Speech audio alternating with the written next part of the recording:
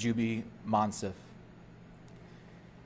We are heartbroken at the development of this case.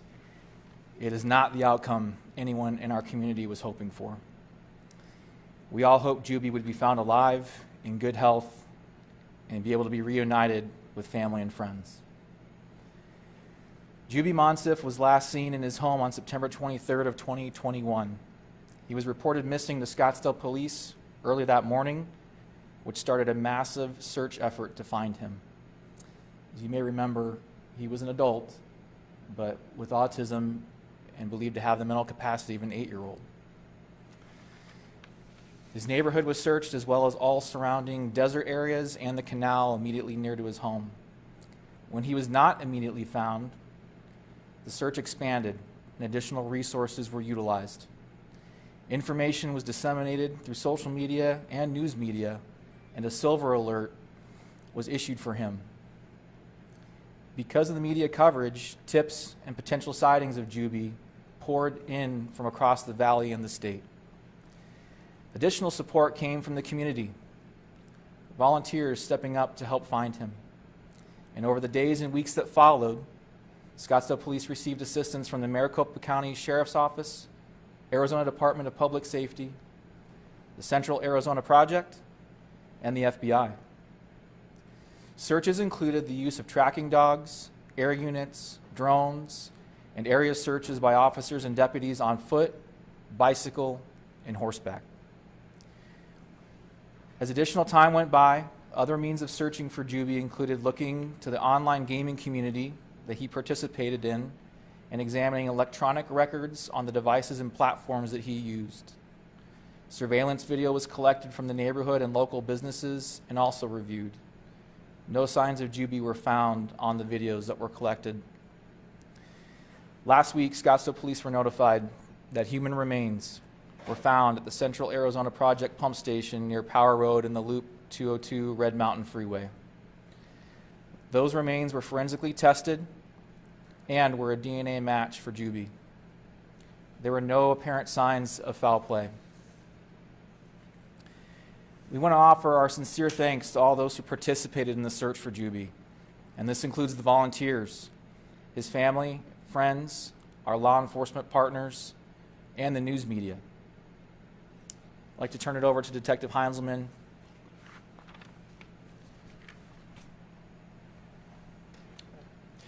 Good afternoon, and thanks for coming. At this point, I'll answer any questions that you may have. You know, I think a lot of us are kind of wondering how, this terrible, terrible situation, how he ended up, so far away from his home. Obviously, there's a canal near his house. Do you guys believe that he fell in? There's a couple of different thoughts. He had made some statements to his family the day before he went missing about how he would never see them again, or words to that effect. Excuse me. The canal that runs right behind Jubi's house is the extension of that canal is where his remains were eventually located. It's a CAP, or a Central Arizona Project canal, that runs the length of the desert area and ends or stops there at this pumping station that has different rakes and different implements to remove things from the water, quite frankly. And the distance is about 11 miles, but from where his house was and from where the immediate area where he was missing, that would be something keeping in consistency with what we thought had happened. One of the theories being that he actually went in the canal.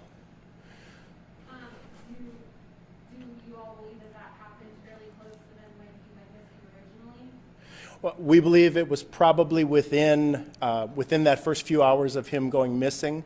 We canvassed the area. We pulled video from different businesses in different places, and unfortunately, we found no evidence of him being anywhere else. There are some gates that lead on to the canal property. This particular canal, as compared with a SRP canal, which is wide open and has jogging trails and things next to it. This one has a fence that runs along both sides, and over every bridge there's a gate and things like that. But in that particular area, by Via Linda and Frank Lloyd Wright, roughly where that canal crosses. There is a bit of a gap between the two fence panels that are chained together with the chain and a lock. And our theory at this point is that it is possible that he could have worked his way between these two fence gates and been able to access the CAP property.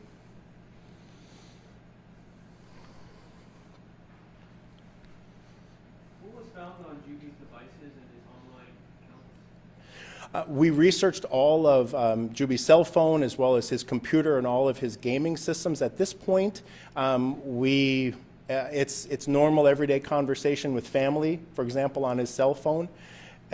He did not do much other social media. His gaming device had some friends and some people that he communicated with, but all those ended up being sort of, they just weren't any evidentiary value, just with the way that there was nothing specific from the day or the days prior other than communication with his brother. The only time he said you'll never see me again was to his family members. That's correct, yes. And that was the night before he was missing, or the night before he walked out of the home? Right. The night before he went missing, he was playing, he had spent time with his mother at her house. He had told her words to that effect, that I'll be missing you. And then the evening prior to the morning where he disappeared, there was conversation with his brother George, and he had told George the same thing, that I'm sorry, I'll be missing you. He didn't elaborate any further, and when asked, he said, "Oh, never mind, it's not important." And what day last week did you say he was found? Last Tuesday afternoon, so a week from today, is when we were notified that that the remains were found. Who was it that found the remains? It was one of the CAP workers who works at that pumping station had discovered the remains, again, in this system for removing items from the water, and unfortunately he was collected there. They had contacted the Maricopa County Sheriff's Office, who then contacted us, knowing that we were working on a missing person. I know we interviewed you the last time, I think it was only the month anniversary of him going missing, and we talked a lot about closure being important for the family in this. If you kind of talk about this, it's not the outcome anybody wanted, but it's at least an outcome. Right. It is an outcome. I personally have hesitated using the word closure. I've met with the family on a couple of occasions since we've made this discovery.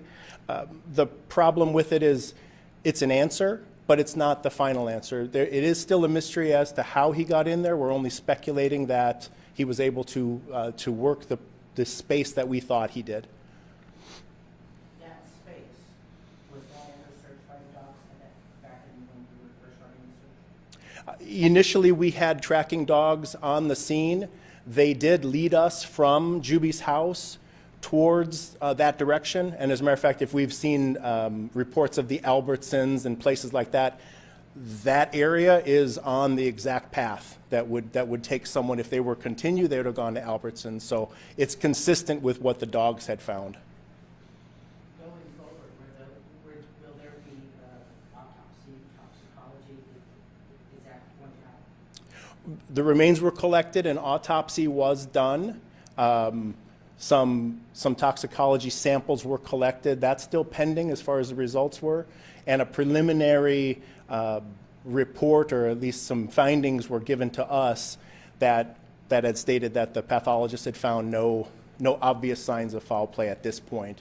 But an official report is still pending from the medical examiner's office. Does your investigation still keep going forward to try and find out what happened out in the canal? We here at the Scottsdale Police Department still have a few things that we're waiting for, some more work that was being done, and we'll still continue that because, again, there is still a little bit. We're making a good educated guess that this is how it happened, but we'd still like, if we could certainly find some evidence on video or somebody's tip coming in that says they can give us a little bit more focused effort, we'd certainly take that. Since it's been nearly 3 months, what can you tell us about the state of Jubi's remains when found? Unfortunately, Jubi's remains were extremely decomposed, skeletonized for the most part, so a positive identification visually could not be made, and we needed to resort to forensic efforts with the lab and DNA. Do you know how long that stretch of the canal is between his house and where he was found? The canal length is approximately 11 miles between where he was found and roughly where his house is.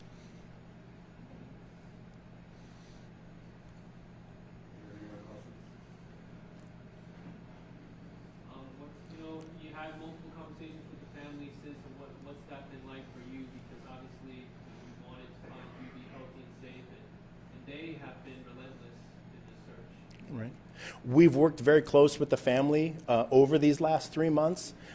This is clearly not the outcome that we were hoping for. We were definitely hoping to have a positive, happy resolution, especially a week before Jubi's birthday.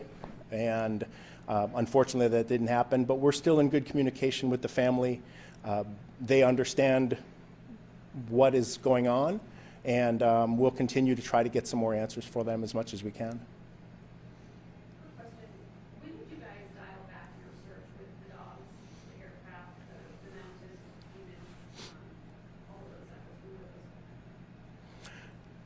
Our efforts, I guess, dialed back after the first few weeks. Like we had done an extensive search with the neighborhood through the deserts on horseback and drones and other things. So once that had been searched, then it became more of a periodic search, especially with the canal.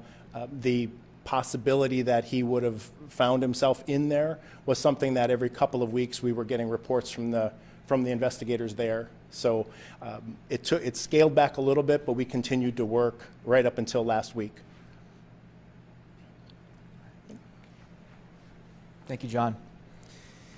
Again, we'd just like to make sure that no one wanted this outcome in this case, and it is heartbreaking that this development happened this way. Again, we'd like to offer our sincere thanks to our law enforcement partners, our volunteers that helped search for him, and the media for making sure that we didn't forget about Jubi as we were searching to find him. So we thank you all for coming, and this concludes the news conference for now. Thank you.